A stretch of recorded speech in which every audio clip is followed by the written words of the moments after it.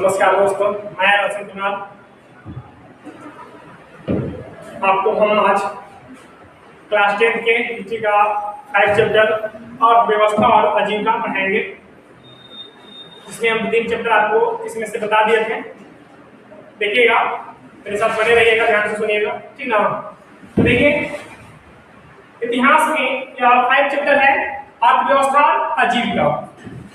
आपको यूरोप में राष्ट्रवाद, चीन में राष्ट्रवादी आंदोलन, भारत में राष्ट्रवाद, कुछ वीडियो प्रोवाइड करवाए थे। इसके बाद आज अर्थव्यवस्था और आजीविका चैप्टर के बारे में बताएंगे। बोर्ड एग्जाम के दृष्टिकोण से इस चैप्टर में से भी बहुत सारा क्वेश्चन मैच करता है, तो देखिएगा। अर्थव्यवस्था और आजीविका, अर्थव्यवस्था कहने का मतलब इकोनॉमी, यानी जिससे भारत की या किसी भी देश को आय की प्राप्ति होता है, उसे हम अर्थव्यवस्था कह सकते हैं। भारत अर्थव्यवस्था के मामले में तीसरा या चौथा नंबर पर आता है। दुनिया में सबसे पहला नंबर पर अमेरिका आता है। अमेरिका अर्थव्यवस्था यानी इकोनॉमी के मामले में पहला नंबर पे आता है और भारत चौथा नंबर पे आता है। तो देखिएगा, इस चैप्टर में आप आजीविका के बारे में, अर्थव्यवस्था के बारे में, कुछ फैक्ट्री, कंपनी, यानी आजीविका का मतलब होता है जिससे जीविकोपार्जन, यानी वे विभिन्न तरह की आर्थिक क्रियाएं जिससे हमें आय की प्राप्ति होता है, जिससे हमें आजीविका का निर्वाह होता है, उसे हम उसे हम आजीविका कर सकते हैं।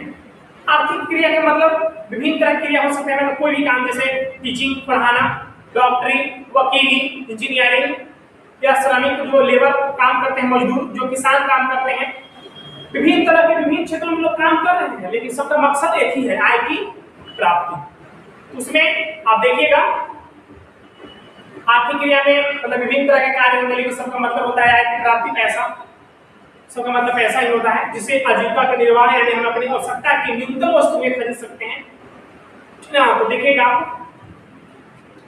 आप जानते हैं कि दुनिया में पहली बार औद्योगिक क्रांति इंग्लैंड में आया था, ठीक ना। इंग्लैंड में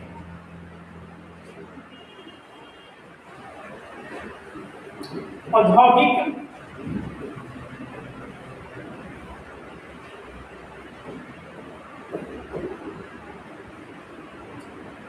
क्रांति इंग्लैंड में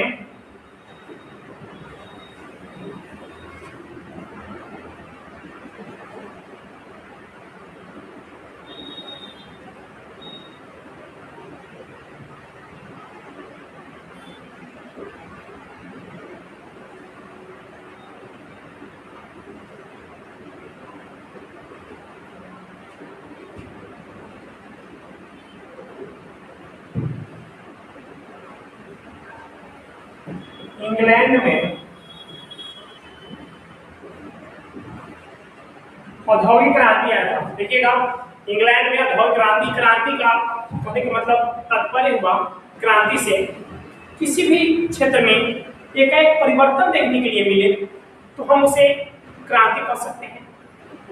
जैसे हरित क्रांति, श्वेत क्रांति, मत्स्य क्रांति, पीली क्रांति, यानी मत्स्य क्रांति मछली उत्पादन से संबंधित है और श्वेत क्रांति दूध से संबंधित है। हरित क्रांति कृषि के क्षेत्र में, यानी 1960 ईस्वी में भारत में डॉक्टर स्वामीनाथन के नेतृत्व में और उर्वरक एवं कीटनाशक का प्रयोग करके बहुत बड़े पैमाने पर गेहूं का उत्पादन किया गया था, जिसे हरित क्रांति कहा गया। बड़े पैमाने पर किया गया था, समझे, यानी कृषि क्षेत्र में एक परिवर्तन आया। उसी तरह से आप देख सकते हैं कि औद्योगिक क्रांति, एक तो लड़ाई झगड़ा होता है क्रांति रेगुलेशन, जैसे रूस में क्रांति हुआ था, फ्रांस में क्रांति हुआ था, लेकिन यहाँ क्रांति से तात्पर्य दूसरा है, ठीक ना। लेकिन मोटा तौर पे आप समझिए, क्रांति मतलब किसी भी क्षेत्र में एक परिवर्तन, चेंजिंग आता है। जैसे हरित क्रांति में गेहूं के उत्पादन में काफी वृद्धि हुआ था, बड़े पैमाने पर कीटनाशक उर्वरक का प्रयोग करके, समुचित सिंचाई का प्रयोग करके गेहूं के उत्पादन में बड़े पैमाने पर गेहूं का उत्पादन किया गया था, जिसे हरित क्रांति कहा गया। डॉक्टर स्वामीनाथन के नेतृत्व में आया था। उसी तरह से इंग्लैंड में औद्योगिक क्रांति आई, उद्योग के क्षेत्र में क्रांति आई, ढेर सारा कंपनी फैक्ट्री स्थापित होने लगा। और किस क्षेत्र में? सूती वस्त्र क्षेत्र में, सूती वस्त्र क्षेत्र में आया था, सूती वस्त्र क्षेत्र में आया था औद्योगिक क्रांति, यानी ढेर सारा कंपनी फैक्ट्री स्थापित हो रहा था। तो यहाँ क्वेश्चन उठता है कि औद्योगिक क्रांति इंग्लैंड में ही क्यों आया? बहुत सारा कारण है वहां पे, जिसमें आप देख सकते हैं। पहला कारण आवश्यकता आविष्कार की जननी है, आवश्यकता आविष्कार की जननी है। दूसरा आप देख सकते हैं यहाँ पे लोहे एवं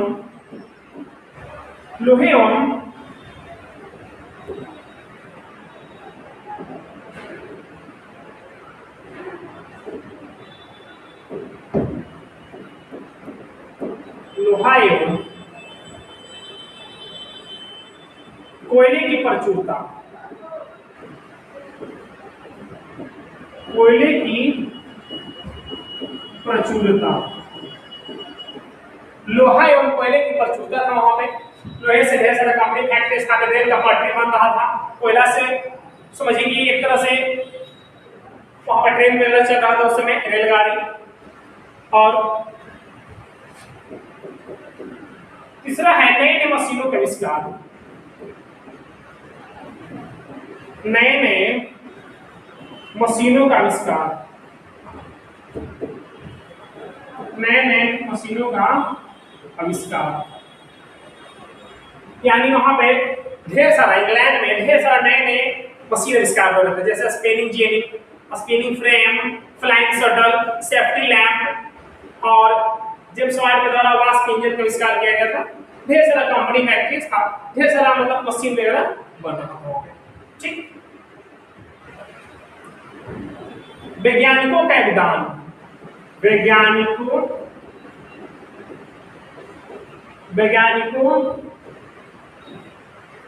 का योगदान। और एक और कारण है उसमें सस्ते श्रमिक,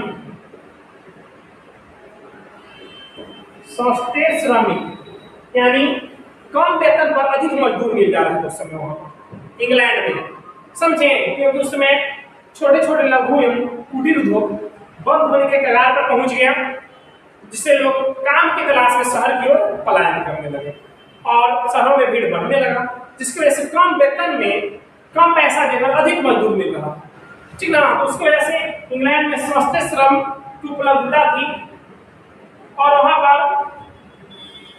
ढेर सारा कृषि के क्षेत्र थे। ठीक ना? तो ये सब चीजें यानी आवश्यकता के आविष्कार की जननी है। लोहे एवं कोयले की वहां पे प्रचुरता था, नए नए मशीन का आविष्कार हो रहा था, वैज्ञानिकों का वहां पे योगदान था और देख रहे हैं सस्ते श्रमिक मिल जा रहे थे, जिसके वजह से इंग्लैंड में औद्योगिक क्रांति आई।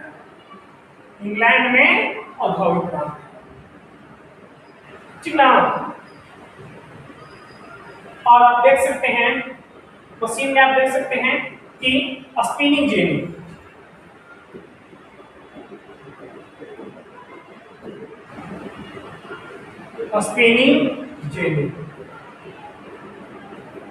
ऐसे ध्यान रखिएगा, किसी भी देश की अर्थव्यवस्था का मेन दो ही रीढ़ होता है, कृषि और उद्योग।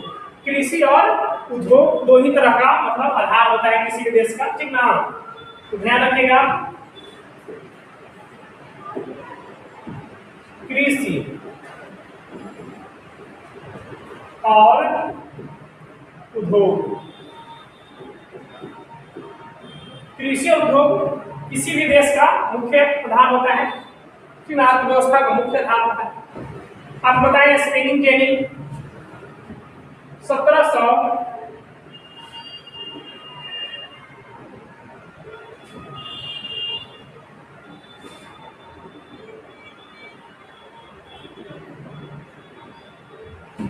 1700 1769 में spinning jenny, spinning frame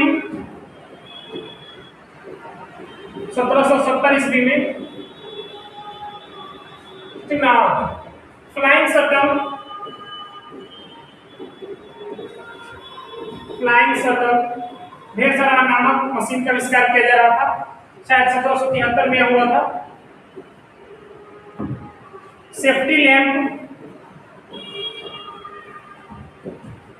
safety lamp 1815 में, और 1769 में ही वाष्प इंजन, वाष्प इंजन, वाष्प इंजन का आविष्कार किया गया था 1769 में ही। इस तरह से सेफ्टी लैम्प जो है ना, कोयले में, कोयले की खान में काम करने वाले मजदूरों को उसमें प्रयोग किया जाता था। अंधेरा रहता था, फैन में जानते करते हैं अंधेरा टाइप में रहता है, और वहां पे मतलब लैंप लेके लोग जाते थे। पहले भी लैंप था लेकिन वह किसी का ज्यादा समय नहीं चलता था, उसके वजह से सेफ्टी लैंप का आविष्कार किया गया हम्फ्री डेवी के द्वारा। हम्फ्री डेवी, हम्फ्री डेवी के द्वारा आविष्कार किया गया था 1815 में। तो इस तरह से कितना कारण हुआ कि इंग्लैंड में औद्योगिक क्रांति, ठीक ना। और इंग्लैंड में ही का एक शहर है मैनचेस्टर, मैनचेस्टर, यहाँ पर ढेर सारा कंपनी फैक्ट्री स्थापित किया गया था। जैसे बोला भी जाता है भारत का मैनचेस्टर अहमदाबाद, ध्यान रखिएगा, ठीक ना। अहमदाबाद को भारत का मैनचेस्टर बोला जाता है, अहमदाबाद को भारत का मैनचेस्टर बोला जाता है। उत्तर भारत का मैनचेस्टर कानपुर को बोला जाता है, कानपुर को उत्तर भारत का मैनचेस्टर बोला जाता है। दक्षिण भारत का मैनचेस्टर कोयम्बटूर का बोला जाता है, कोयम्बटूर, कोयम्बटूर को दक्षिण भारत का मैनचेस्टर कहा जाता है। इस तरह से क्वेश्चन आता है, कई बार पूछा गया है। भारत का मैनचेस्टर अहमदाबाद को, उत्तर भारत का मैनचेस्टर कानपुर को, दक्षिण भारत का मैनचेस्टर कोयम्बटूर को। कहने का मतलब कि जिस तरह से मैनचेस्टर यानी जो इंग्लैंड का शहर है मैनचेस्टर, वहां पे फैक्ट्री और कंपनी का स्थापना किया गया, उसी तरह से अहमदाबाद, कानपुर और कोयम्बटूर में किया गया। समझे, जैसे आप जानते हैं दुनिया का स्वर्ग, दुनिया का स्वर्ग किसे कहते हैं? दुनिया का स्वर्ग स्विट्जरलैंड को। और उसी तरह की व्यवस्था कहाँ पर है? जम्मू कश्मीर में। तो भारत का स्वर्ग जम्मू कश्मीर में कहते हैं, यानी पूरा चारों तरफ से घनी, मतलब हर जगह पहाड़ी से घिरा रहता है, वातावरण शुद्ध रहता है, बर्फीला क्षेत्र है, हरा हरा पौधा रहता है, एनवायरमेंट बहुत स्वच्छ रहता है, रिमझिम रिमझिम बारिश होता रहता है, झील वगैरह है। तो उसी तरह से जहाँ स्विट्जरलैंड है उसी तरह व्यवस्था कहाँ है? जम्मू कश्मीर। तो दुनिया का स्वर्ग स्विट्जरलैंड को, भारत का स्वर्ग जम्मू कश्मीर। उसी तरह है मैनचेस्टर, ठीक ना। तो देखिएगा इतना तक किन्हीं को दिक्कत, ठीक ना, चाहे तो आप स्क्रीनशॉट वगैरह ले सकते हैं, ठीक।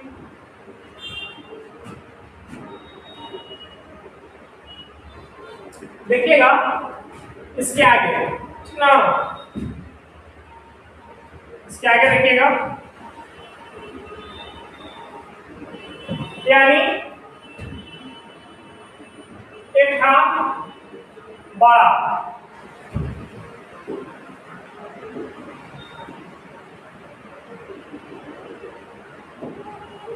इंग्लैंड में बड़ा बंदी व्यवस्था,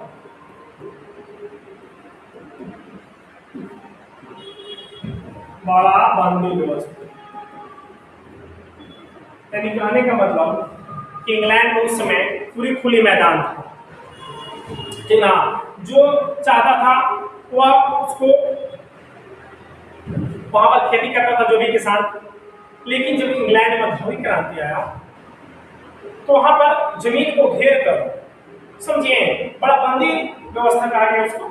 जमीन को घेर कर मतलब दीवार जैसा, या इसी तरह से उसको चारागाह के लिए, कपास उत्पादन के लिए प्रयोग करने लगे।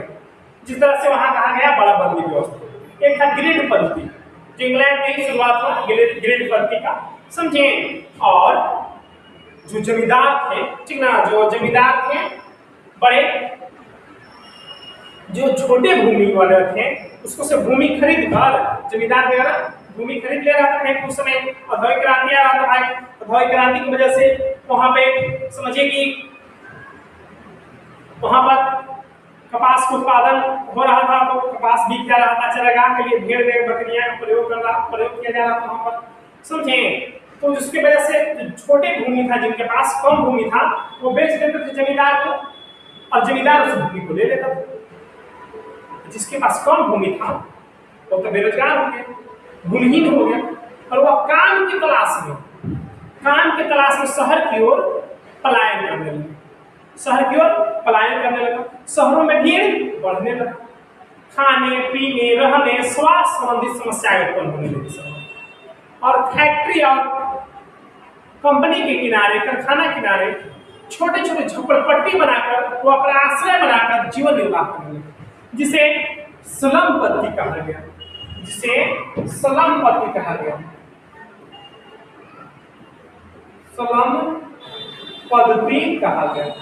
तो यानी औद्योगिक क्रांति के फलस्वरूप स्लम पद्धति का भी संस्कार हुआ। और थोड़ा सा देखिएगा इसके पहले आदि औद्योगिकरण, आदि औद्योगिकरण।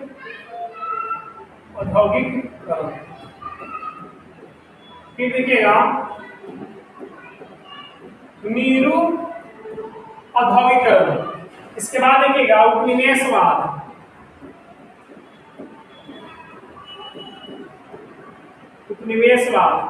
फिर साम्राज्यवाद,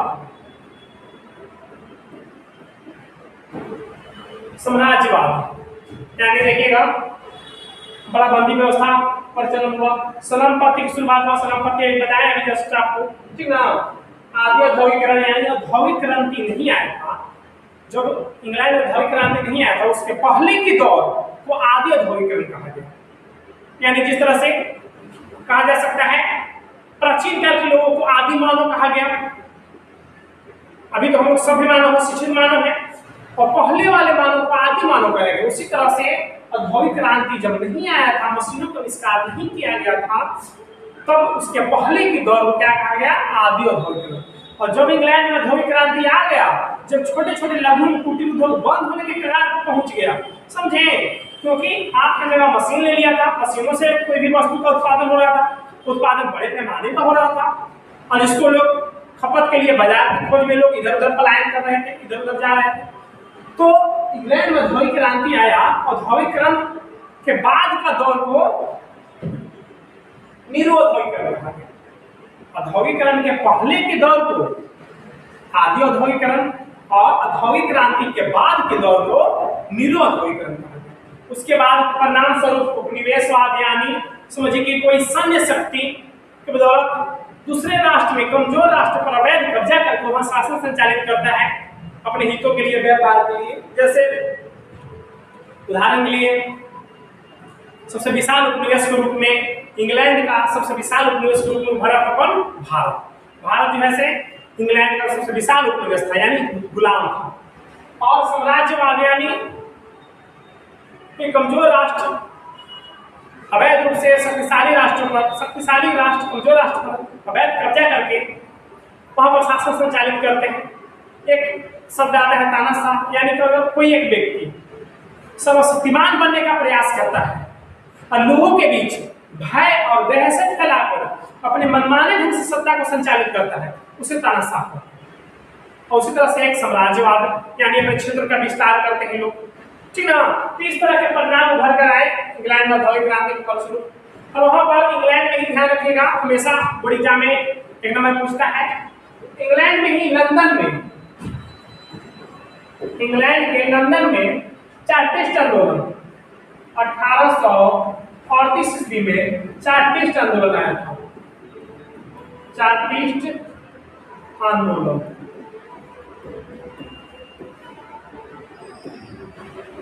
चार्टिस्ट आंदोलन का शुरुआत किया गया था 1838 ईस्वी में लंदन में, ठीक ना, ध्यान रखिएगा।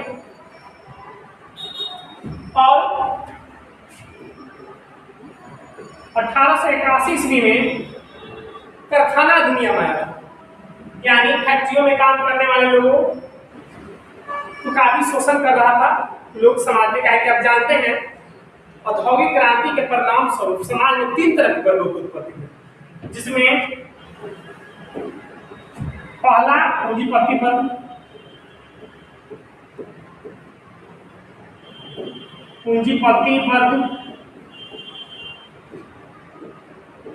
मध्यम वर्ग, जिसे बुजुर्गा वर्ग भी कहते हैं,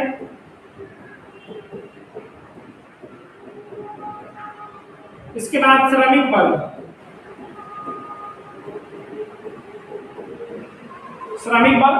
यानी इंग्लैंड में औद्योगिक क्रांति के फलस्वरूप 3 तरह के वर्गों की उत्पत्ति हुई, पूंजीपति वर्ग, मध्यम वर्ग और श्रमिक वर्ग। तो 1881 ईस्वी में जब पूंजीपति वर्ग श्रमिक लोग का शोषण कर रहे थे, तो उसके लिए समझिए कारखाना अधिनियम आया। 1881 ईस्वी में कारखाना अधिनियम यानी फैक्ट्री एक्ट।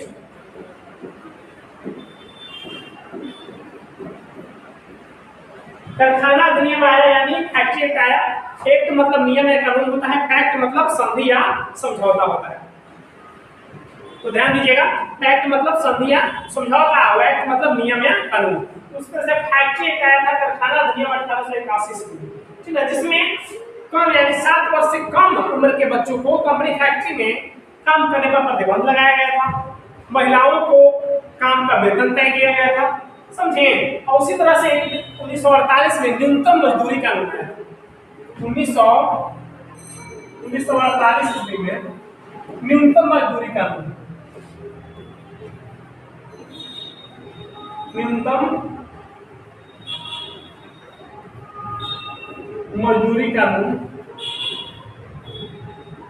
मजदूरी कानून पारित किया गया, ठीक ना। किस तरह से दौर था कि इंग्लैंड में औद्योगिक क्रांति आया था, समाज में 3 तरह के वर्गों की उत्पत्ति आई थी, कारखाना अधिनियम आया, वहाँ आंदोलन, मजदूरों के द्वारा आंदोलन प्रारंभ किया गया। वैसे तो दुनिया पहली बार all India trade union congress, ध्यान रखिएगा, ILO इंटरनेशनल लेबर ऑर्गेनाइजेशन 1920 ईस्वी में स्थापना किया गया था। और दुनिया में पहली बार 1 मई 1890 ईस्वी को 1 मई 1890 ईस्वी को मजदूरों ने आंदोलन किया था। और यहाँ पर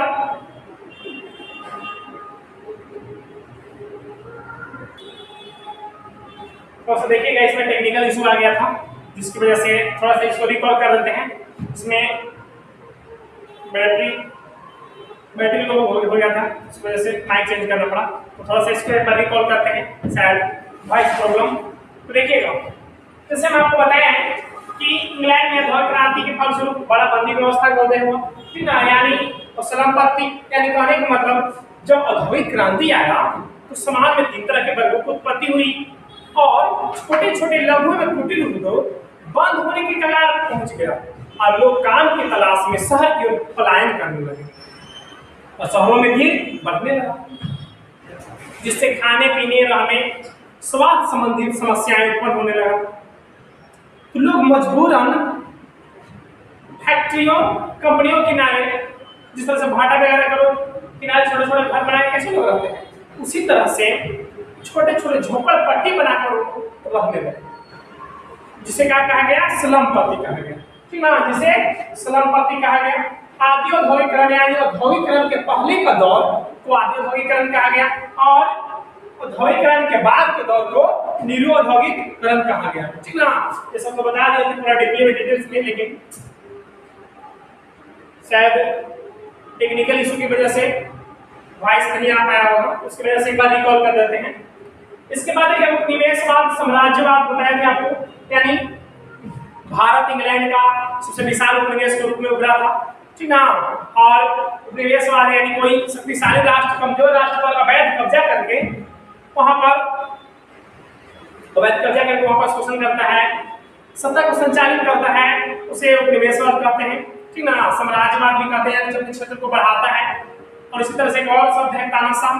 अगर कोई एक व्यक्ति सर्वशक्तिमान बनने का प्रयास करता है और लोगों के बीच भय और दहशत फैलाकर मनमाने ढंग से सत्ता को संचालित करता है, उसे हम तानाशाह कहेंगे। जैसे उदाहरण के लिए एडोल्फ हिटलर जर्मनी में था, इटली में बेनिटो मुसोलिनी था, अभी प्रेजेंट टाइम में उत्तरी कोरिया का किम जोंग है, ठीक है, सब तानाशाह व्यक्ति थे। ठीक, उसके बाद हम बताया थे आपको समाज में 3 तरह के वर्गों की उत्पत्ति हुई। पूंजीपति वर्ग, मध्यम वर्ग जिसे बुजुर्गा वर्ग भी कहते हैं, शिक्षित वर्ग इसी को आते हैं, और श्रमिक वर्ग यानी मजदूर वर्ग। और फिर देखिएगा 1838 ईस्वी में इंग्लैंड के लंदन में मजदूरों के द्वारा, किसके द्वारा, मजदूरों के द्वारा चार्टिस्ट आंदोलन प्रारंभ किया गया। तो ऑब्जेक्टिव एग्जाम में कितना पूछता है, तरह से बोर्ड एग्जाम में चार्टिस्ट आंदोलन कब प्रारंभ किया गया था, 38 में। कहाँ प्रारंभ किया गया था, तो लंदन में। ध्यान रखिएगा 1948 ईस्वी में न्यूनतम मजदूरी कानून पारित किया गया था, ठीक ना। उसके बाद देखिएगा 1 मई 1890 ईस्वी को दुनिया पहली बार मजदूरों ने हड़ताल के आंदोलन किया। उसी दिन से 1 मई को अंतर्राष्ट्रीय मजदूर दिवस के रूप में मनाया गया, ठीक ना। जैसे इंटरनेशनल लेबर ऑर्गेनाइजेशन अंतर्राष्ट्रीय श्रमिक संघ की स्थापना 1920 ईस्वी में किया गया था, ठीक ना, ये बताया जाए आपको।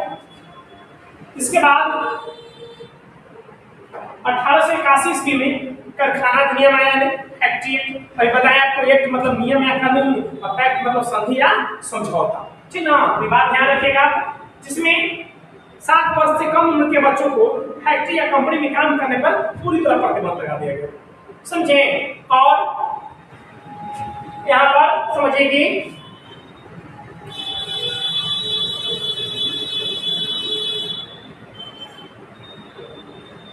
और इसमें महिलाओं का वेतन वगैरह तय किया गया, ठीक ना।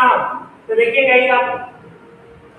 चलिए इसके बाद हम चलते हैं, इस तरह का दौर इंग्लैंड में आया था, ठीक ना। इसके बाद हम चलते हैं आपको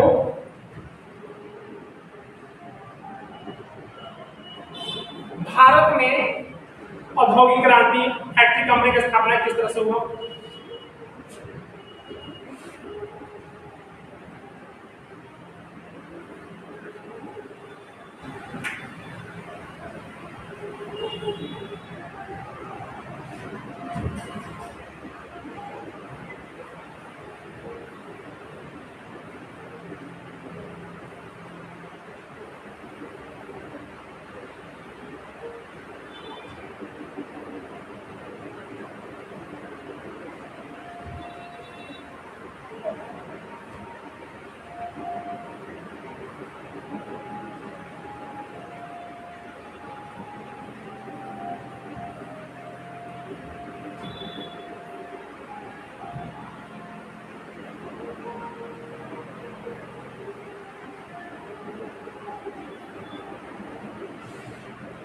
देखिएगा भारत में औद्योगिक क्रांति, भारत में बम्बई में 1851 ईस्वी में 1851 ईस्वी में भारत में पहली बार कंपनी फैक्ट्री की स्थापना न्यू पड़ा, ठीक ना। 1851 ईस्वी में किस क्षेत्र में, सूती वस्त्र क्षेत्र में, सूती वस्त्र के क्षेत्र में। और फिर इसके बाद 1854 ईस्वी में कावत जी नानाजी डाबर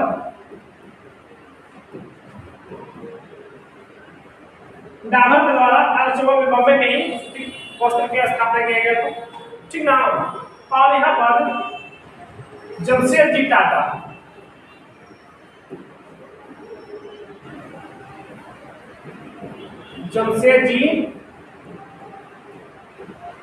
टाटा के द्वारा 1907 ईस्वी में साक्षी नामक स्थान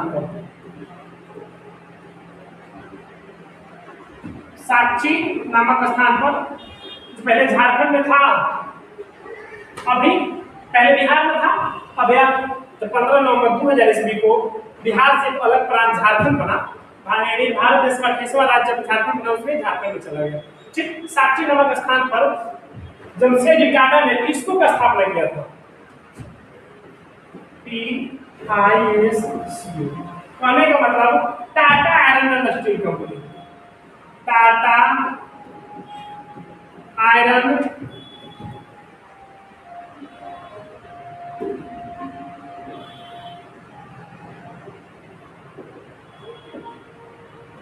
एंड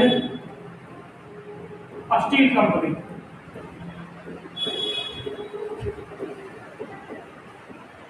स्टील कंपनी की स्थापना किया गया था जमशेदजी टाटा के द्वारा 1907 में साक्षी नामक स्थान पर टिस्को स्थापना किया गया था, यानी टाटा आयरन स्टील कंपनी। ठीक ना? इन्हीं के द्वारा आप जानते हैं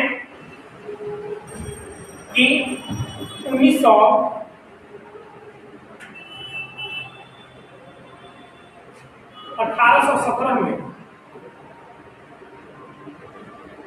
1817 था या 1718 जमशेदजी टाटा द्वारा जूट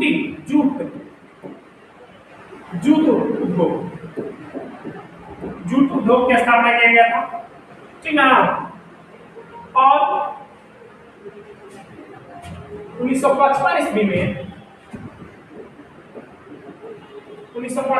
में Bokaro steel plant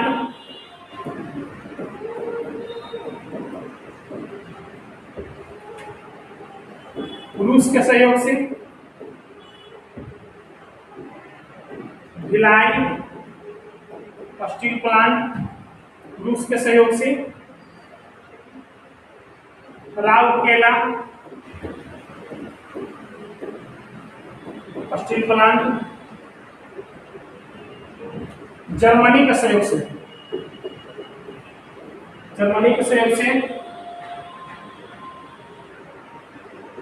Durgapur steel plant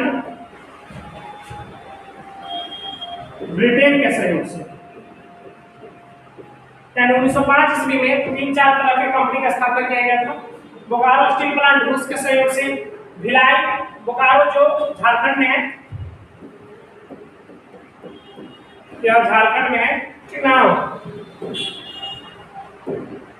ध्यान दीजिएगा, भिलाई छत्तीसगढ़ में है, राउरकेला उड़ीसा में है, दुर्गापुर पश्चिम बंगाल में, ध्यान दीजिएगा आप। 1955 में बोकारो स्टील प्लांट रूस के सहयोग से, भिलाई स्टील प्लांट जो छत्तीसगढ़ में है वो रूस के सहयोग से, राउरकेला स्टील प्लांट जर्मनी के सहयोग से और दुर्गापुर स्टील प्लांट ब्रिटेन के सहयोग से स्थापित किया गया था। ठीक ना? क्योंकि उस समय जब देश आजाद हुआ, भारत के प्रधानमंत्री पंडित जवाहरलाल नेहरू के सामने सबसे बड़ा चुनौती के रूप में था भारत की अर्थव्यवस्था, किस तरह से सुधारा जाए। ठीक ना? तो जानते हैं जब उस समय 15 मार्च 1950 को योजना आयोग का गठन हुआ तो उसके माध्यम से भारत एक पंचवर्षीय योजना आया, 12 पंचवर्षीय योजना आया। जो पहली पंचवर्षीय योजना 1951 से 56 आया, तो बीच में 1955 पड़ रहा है। 1955 में ही यह 4 कंपनियों का स्थापना किया गया। पहला पंचवर्षीय योजना में तो कृषि पर बल दिया गया था, लेकिन दूसरी पंचवर्षीय योजना तो 56 से 61 वाला आया था, उसमें उद्योग धंधा पर बल दिया गया था। समझे? 12 पंचवर्षीय योजना आया था 2017 तक, 2012 से 17। इसमें इकोनॉमी में इस तरह का देखिएगा। उसके बाद वहां पर 1814 में पश्चिम बंगाल के किशनगंज में कोयले की खान का खोज हुआ। ठीक ना? और जमशेदजी टाटा के बारे में देखिएगा, ताज होटल जो देख रहे हैं ना आप, ताज होटल जो देख रहे हैं आप बम्बई में, वो इन्हीं का देन है। वहां पर इंडिया का सबसे टॉपेस्ट होटलों में से एक है। उसमें 2008 में हमला भी हुआ था, 26/11 ताज अटैक, जिसमें अजमल कसाब सबसे कम उम्र के आतंकवादी को पकड़ा गया था। 2012-13 में उसको भारत सरकार फांसी दे दी थी। ध्यान रखिए इस बात, जमशेदजी टाटा के द्वारा ही इस तरह से वह ताज होटल का निर्माण किया गया था। 1814 में कोयले की खान की खोज हुआ था। फिर देखिएगा बैंकों की स्थापना हुआ 1895 में। PNB, national bank, Canara bank, ठीक ना, Indian bank, bank of Baroda, ढेर सारा यानी बैंकों का स्थापना किया गया था। मजदूरों के द्वारा समझिए कि एक बहुत बड़ा संगठन स्थापना किया गया था, ध्यान रखिएगा, all India trade union Congress. कब हुआ था? 31 अक्टूबर 1920 ईस्वी। All India trade union Congress, all India trade union Congress की स्थापना किया गया था। अखिल भारतीय ट्रेड यूनियन कांग्रेस 31 अक्टूबर 1920 ईस्वी, जिसका प्रमुख शायद लाला लाजपत राय को बनाया गया था। मजदूरों के द्वारा बनाया गया पहला संगठन, ठीक ना। इसका देखिएगा इंडिया में जब फैक्ट्री एक्ट आया, जब औद्योगिक क्रांति आया, ठीक ना, तो बिरला ब्रदर्स, ढेर सारे बड़े बड़े उद्योगपति यहाँ कंपनी फैक्ट्री स्थापित करने लगे।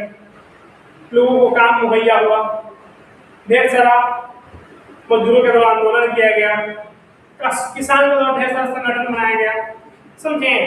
और धीरे धीरे भारत की गरीबी हटी। और अब ध्यान दीजिएगा, एक नंबर में हमेशा पूछता है, इंग्लैंड में 1918 ईस्वी में महिलाओं को मत देने, मतलब वोट देने का, वयस्क महिलाओं को मताधिकार प्राप्त हुआ था इंग्लैंड में, ठीक ना। शायद ऑब्जेक्टिव सब्जेक्टिव मिलाकर यह चैप्टर लगभग खत्म है, लेकिन थोड़ा बहुत इसमें कुछ और बच गया है जो नेक्स्ट डे थोड़ा सा बताएंगे। टाइम बहुत कम बच रहा है, लंच वगैरह भी नहीं किए हैं। आज आप जान रहे हैं छठ पर्व का दिन है, कल सूर्य भगवान का शाम का अर्घ होगा। उसके वजह से सुबह से इंस्टीट्यूट में से आए और डायरेक्ट यहाँ क्लास ले रहे लाइव, आपको सॉरी लाइव नहीं ले रहे, रिकॉर्डिंग ले रहे। तो कृपया वीडियो अच्छा लगे तो लाइक और सब्सक्राइब करें, शेयर करें, इस तरह से ध्यान रखें। काफ़ी मेहनत से और शिद्दत से पढ़ाते हैं आप लोगों को, और हमारे बच्चों को काफ़ी प्यार मिला। तभी कुछ दिन गैप हो जाता है, लेकिन हम कोशिश करते हैं अपने तरफ से कि क्लास वगैरह ले लें बच्चों को। शायद इस मंथ में हम क्लास 10 का हिस्ट्री का और चैप्टर सोच रहे समाप्त कर दें, और इसमें से VVI ऑब्जेक्टिव जो आपको जो एग्जाम के दृष्टिकोण से जो इम्पोर्टेंट रहेगा उसी को हम आपको PPT के माध्यम से बताएंगे। तो ठीक है, आज के लिए इतना ही रखते हैं, यानी थोड़ा सा कोशिश कीजिएगा, लाइक और सब्सक्राइब करें, शेयर करें। बहुत आप लोग का प्यार मिला, उस वजह से हम इतना निखरे। तो ठीक है, जय हिंद दोस्तों।